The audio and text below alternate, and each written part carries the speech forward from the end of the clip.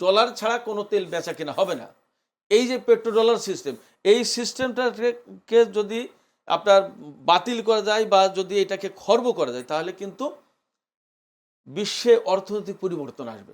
Iran যদি এই শর্ত দেয়, হরমুজ প্রণালী পার হতে গেলে ওই তেল ডলারে বিক্রি হয়েছে না ইউয়ানে বিক্রি হয়েছে সেটা আমি দেখে তারপর ছাড়ব। নিশ্চিত করতে হবে। যদি তাই হয় তাহলে আর ডলার এখানে চলবে না।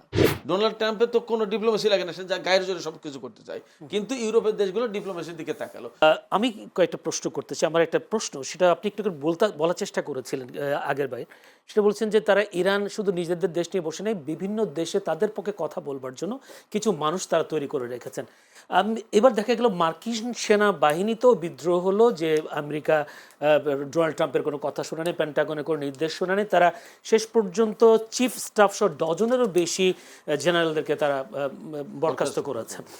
এখানে কি আসলে ইরানের কোনো লোক ছিল কিনা, বা ইরান সেখানেও কি লোক তৈরি করেছে কিনা একটা। দ্বিতীয় প্রশ্ন, যে বিশ্ব ব্যবস্থা যে একটা আমেরিকা যে এভাবে সব দখল করে নিজেদেরকে প্রাধান্য দেওয়ার একটা পরিবেশ তৈরি করছে, এই আমেরিকাকে হটিয়ে নতুন বিশ্ব ব্যবস্থার সম্ভাবনা কতটা দেখছেন? আপনি দুটো বিষয় বলেছেন, বিশেষ করে নতুন বিশ্ব ব্যবস্থা যে ব্যাপারটা, এটা খুব ইলাবোরেটলি আলোচনা করা দরকার।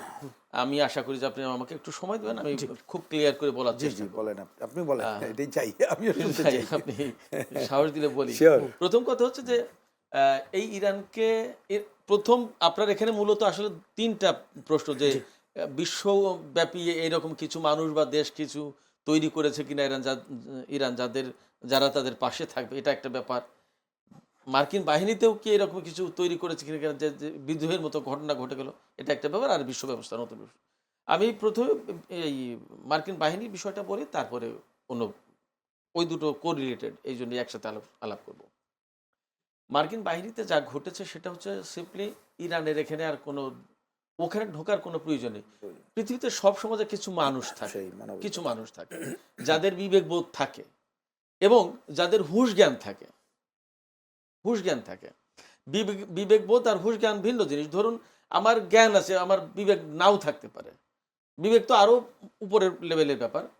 তা মার্কিন সামরিক বাহিনীতে যে সমস্ত সেনা কর্মকর্তা যাদেরকে বরখাস্ত করা হয়েছে, এই বরখাস্ত করার মূল কারণ হচ্ছে তারা বলেছিলেন যে ইরানের বিরুদ্ধে যে স্থল অভিযান শুরু করবেন বা যা যা করতে যাচ্ছেন কোনোটাই সাকসেস হবে না, এটা শুধুমাত্র আত্মাহুতি দেওয়া হবে।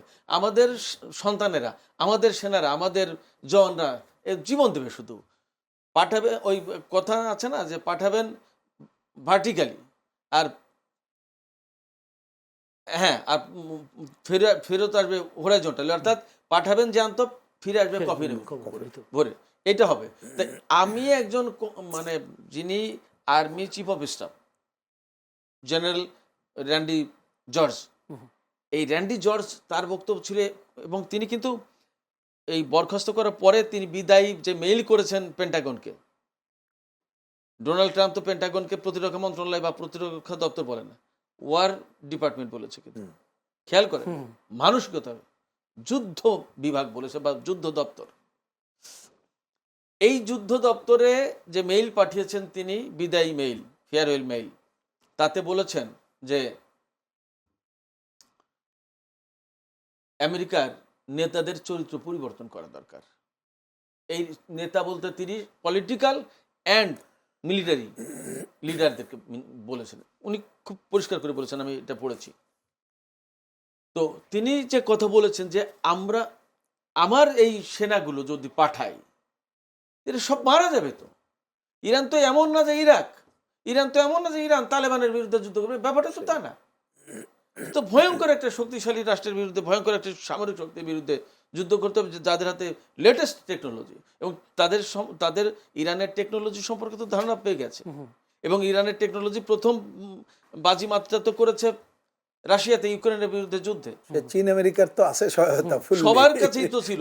রাশিয়ার হাতে তো ড্রোন আছে, রাশিয়ার হাতে ড্রোন থাকার পরেও ইরানের কামিকাজি ড্রোন 136 শাহেদ 136 এটা সারা বিশ্বকে তাক লাগিয়ে দিয়েছে, এবং সারা বিশ্ব মানে হতভম্ব হয়ে গেছে, এবং আমেরিকা তো ঘাম ছুটে গেছে যে করছেটা কি। এই ড্রোনের কাছে তো দুনিয়ার সমস্ত সম্প্রতি F-15 নামিয়েই ফেললো। আচ্ছা, তো তাদের টেকনোলজি সম্পর্কেও মিলিটারি ফোর্স ধারণা পেয়েছে। সেক্ষেত্রে তারা এই যুদ্ধে তাদের সেনা পাঠাতে চায়নি, এই জন্য এই বরখাস্তের কবলে পড়েছে। এটা হলো মূল কথা। আর দুই হচ্ছে যে ইরান সারা বিশ্বে কিছু দেশ প্রস্তুত করেছে কিনা, কিছু মানুষ প্রস্তুত করেছে কিনা যারা তার পাশে এসে দাঁড়াবে, এটা একটা ব্যাপার। প্রশ্ন ছিল আপনার। আরেকটা প্রশ্ন যে এই বিশ্ব ব্যবস্থা পরিবর্তনের জন্য কিভাবে কি করবে। আমি প্রথমে বলি যে এই যে সারা বিশ্বে কিছু মানুষ তৈরি করেছে, কিছু মানুষ তো তৈরি হয়েছে, কিছু মানুষ তৈরি না হলে দেশ তো আগায় আসে না। কারণ কিছু মানুষকে তাদের বুদ্ধিগুলো, তাদের পরিকল্পনাগুলো উপস্থাপন করতেছে যে ব্রাদার দিস অ্যান্ড দিস, আমরা এই করতে চাই, আমার সাথে আপনি যদি আসেন তা আমরা সবাই মিলে এই করতে পারবো, এমন কিছু প্ল্যান আছে। ইরানের যে ডিপ্লোমেসি, তার একটা আলাদা সৌন্দর্য আছে সারা বিশ্বে এই মুহূর্তে। আমি ব্যক্তিগতভাবে মনে করি যে আপনি 1 2 3 4 যদি এরকম করে সিরিয়াল করেন, ইরান 1 2 এর ভিতরে থাকবে ডিপ্লোমেসিতে। তাদের ডিপ্লোমেসি এতটা পাওয়ারফুল, আমেরিকা তার কাছে শিশু বলে মনে হয়। কারণ দেখেন, ছোট করে একটা উদাহরণ যদি দিই, 2015 সালে 10 বছর আলোচনার পরে 2015 সালে পরমাণু চুক্তি করলো। সেই চুক্তিতে না বসলে ইরান ঝামেলায় পড়ে যেত, বসেছে, চুক্তি হয়েছে, ইরানের কথাই সত্য প্রমাণ হয়েছে যে আমরা পরমাণু কর্মসূচিকে সামরিক দিকে ডাইভার্ট করিনি। তাহলে আমেরিকা এতদিন বা পশ্চিমারা এতদিন ধরে যে কথা বলে আসছিল সেটা মিথ্যা প্রমাণ হলো, অতএব চুক্তি হলো। ইরান ওখানে কিন্তু ওই চুক্তি করেই উইন করলো। প্রথম কথা, আই ওয়াজ ফেয়ার, এটা প্রমাণ করলো। 1 2 হচ্ছে এই চুক্তি ডোনাল্ড ট্রাম্প এসে ছিঁড়ে ফেললো, বাদ দিল। তার মানে ইরান বুঝিয়ে দিল যে আমি চুক্তি করেছিলাম, দেখো বিশ্ববাসী, তোমরা কিন্তু সেই চুক্তি মানলে না। যে আমেরিকা চুক্তির জন্য এত চাপাচাপি করেছে, সেই আমেরিকার সাথে চুক্তি করার পরে সে চুক্তি মানলো না। ডিপ্লোম্যাটিক্যালি কত এগিয়ে গেল ইরান, খেয়াল করেন। 3 হচ্ছে এই পরমাণু চুক্তিকে কেন্দ্র করে প্রথম ইরান বিশ্বে একটা বড় ঘটনা ঘটিয়ে দিচ্ছে। এটা পৃথিবীর মানুষ খুব আলোচনা করে না, আমি বেশ কিছু জায়গায় বলার চেষ্টা করেছি, লেখার চেষ্টা করেছি। সেটা হচ্ছে এই চুক্তিকে কেন্দ্র করে প্রথমবারের মতো আমেরিকা এবং ইউরোপের ভেতরে ফাটল ধরেছিল, যেটা ইরানের ডিপ্লোমেসির জন্য অনেক বড় সফলতা ছিল। এবং এটা দীর্ঘদিনের একটা আকাঙ্ক্ষা ছিল ইরানের এই কাজটা করার, এবং সেটা করতে পেরেছিল। কিরকম? এই চুক্তি যখন Donald Trump null and void করে দিল, তখন আপনার ইরানের পক্ষে দাঁড়ালো, ইরানের পক্ষে বলতে কি এই চুক্তির পক্ষে দাঁড়ালো ইউরোপ, ব্রিটেন, ফ্রান্স এবং জার্মানি। তারা বলল যে আমরা তো এই চুক্তিতে সই করছি, এই চুক্তি জাতিসংঘে অ্যাপ্রুভ হয়েছে এবং এই চুক্তির পক্ষে আমরা সবাই ছিলাম। এখানে ডোনাল্ড ট্রাম্প যদি এই চুক্তি বাতিল করে, আমরা বাতিল করতে পারি, ডিপ্লোম্যাটিক্যালি উচিত হবে না। ডোনাল্ড ট্রাম্পের তো কোনো ডিপ্লোমেসি লাগে না, সে যা গায়ের জোরে সব কিছু করতে চায়। কিন্তু ইউরোপের দেশগুলো ডিপ্লোমেসির দিকে তাকালো। তখন তারা বললো যে না, এই চুক্তিতে আমরা থাকবো, ইরান যেমনটি আছে আমরাও থাকবো। এখানে কিন্তু আমেরিকা ভীষণভাবে ডিপ্লোম্যাটিক্যালি পিছনে পড়ে গেল, পরাজিত হলো। এটাকে এইরকমভাবে এই ডিপ্লোমেসি দিয়ে রাশিয়া এবং চীনের মতো দেশকে ইরান তাদের পক্ষে টানতে পেরেছে। যেখানে 2010 সালে ইরানের বিরুদ্ধে জাতিসংঘে নিষেধাজ্ঞা দিয়েছিল, সেই নিষেধাজ্ঞায় সাপোর্ট দিয়েছিল রাশিয়া এবং চীন।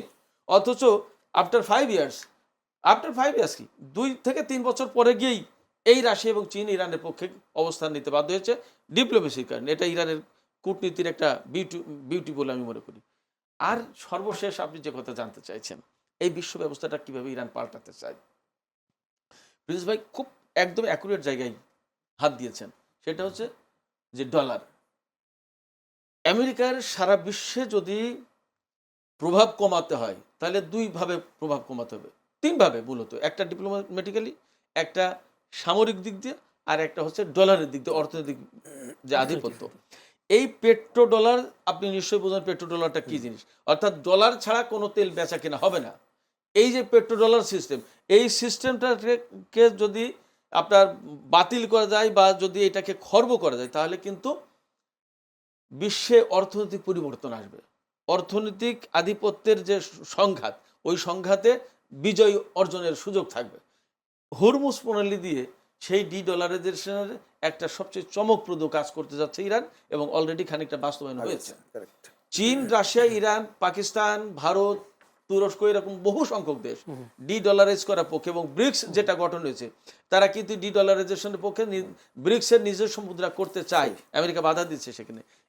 সমস্ত সবকিছু বাধা উপেক্ষা করে এই হরমুজ প্রণালী যদি ইরান কন্ট্রোল করতে পারে, তাহলে এখানেই ডলারাইজেশন হয়ে যাবে।